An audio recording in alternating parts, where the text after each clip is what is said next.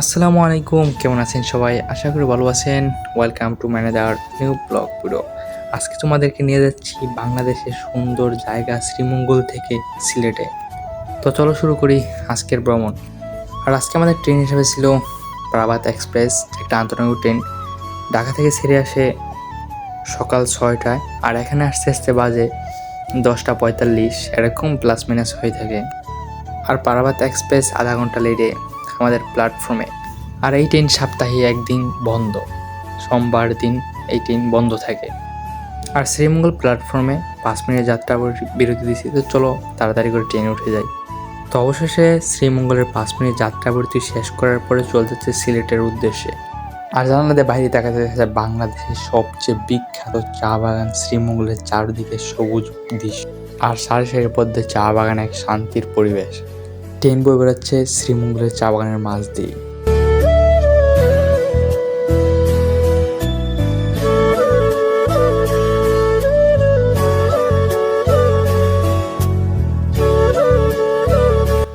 আর অবশেষে দীর্ঘ যাত্রার পরে চলে আসলাম সিলেট রেলওয়ে স্টেশনে। আসতে সময় লাগছে 2 থেকে 3 ঘন্টার মতো। তবে সিলেট রেল স্টেশনটা খুবই পরিষ্কার পরিচ্ছন্ন। আর এই রেল স্টেশনটা চালু করা হয়েছে 1912 সালের দিকে, এবং পরবর্তীতে এটাকে আধুনিক করে তৈরি করা হয় 1904 সালের দিকে। তো আমি আর দেরি না করে চলে যাচ্ছি তাড়াতাড়ি করে সিএনজি স্ট্যান্ডে। আর তো আমি আজকের মধ্যে যাবো জাফলং। আর স্টেশন থেকে একটু বাইরেই এই সিএনজি স্ট্যান্ড, আপনারা এখান থেকে যে কোনো জায়গায় যাইতে পারবেন। তো আমি এখান থেকে সুবানীঘাটের জন্য একটা সিএনজি নিয়ে নিছি, আমার ভাড়া পড়ছে 50 টাকা। তো অবশ্যই চলে আসলাম সুবানীঘাটে। সুবানীঘাট থেকে আপনারা জাফলংয়ের উদ্দেশ্যে বাস ছেড়ে যায়। তবে হ্যাঁ, জাফলং যাওয়ার সময় আপনারা যে কাজটা ভুলও করবেন না, ভুলও লোকাল বাস দিয়ে যাবেন না। আর এটার পিছনে একটা কাউন্টার বাস আছে, সবসময় চেষ্টা করবেন গেট লক বাজার যাওয়ার জন্য। সুবানীঘাট থেকে জাফলং যাওয়ার জন্য আপনারা বাস পেয়ে দেবেন, যার জনপ্রতি ভাড়া 110 টাকা। আর যদি সময় লাগে 1.5 ঘন্টার মতো, চেষ্টা করবেন যাতে সকাল সকাল যাইতে। সকাল সকাল গেলে বেশিক্ষণ ঘুরে আসতে পারবেন। এখন যাচ্ছি জাফলং এর দিকে। সিলেটের সবচেয়ে জনপ্রিয় জায়গাগুলোর মধ্যে একটি জাফলং। জাফলং মূলত ভারতের মেঘালয় পাহাড়ের অবস্থিত। এখানে পাহাড়, নদী আর পাথরের জন্য জাফলং বিখ্যাত। দূরে ভারতের মেঘালয় পাহাড় আর বাংলাদেশের স্বচ্ছ পানি।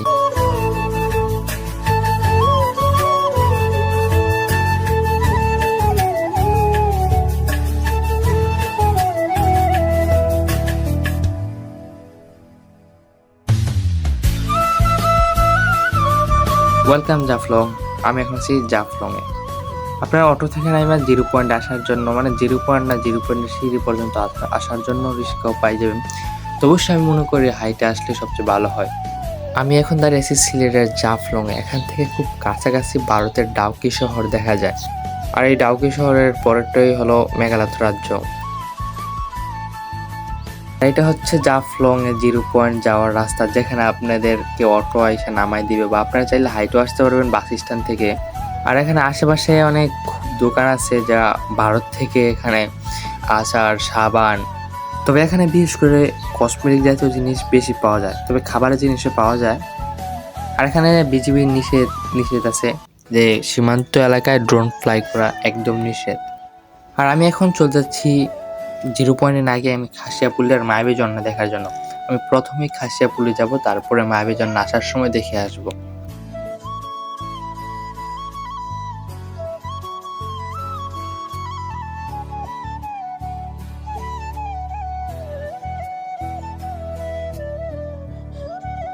আপনারা জাফলংয়ে আসলে আপনাদের সবচেয়ে বেশি যে আকর্ষণটা করবে তা হলো এই ছোট নদীটি।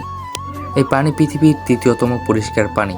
পাহাড়ের গ্লেসিয়ার থেকে এই পানির উৎপত্তি, তাই ওখানকার পানি কাচের মতো স্বচ্ছ। আর এখন নৌকায় করে ওপারে যাব, আর সাথে করে দেখতে দেখতে যাব ডাউকির লেক পেয়ে আসা স্বচ্ছ পানি। হয়তো মোবাইলে ভালো মতো দেখা যাচ্ছে না, কিন্তু পানির তলদেশে সব পাথর দেখা যায় একদম স্পষ্ট।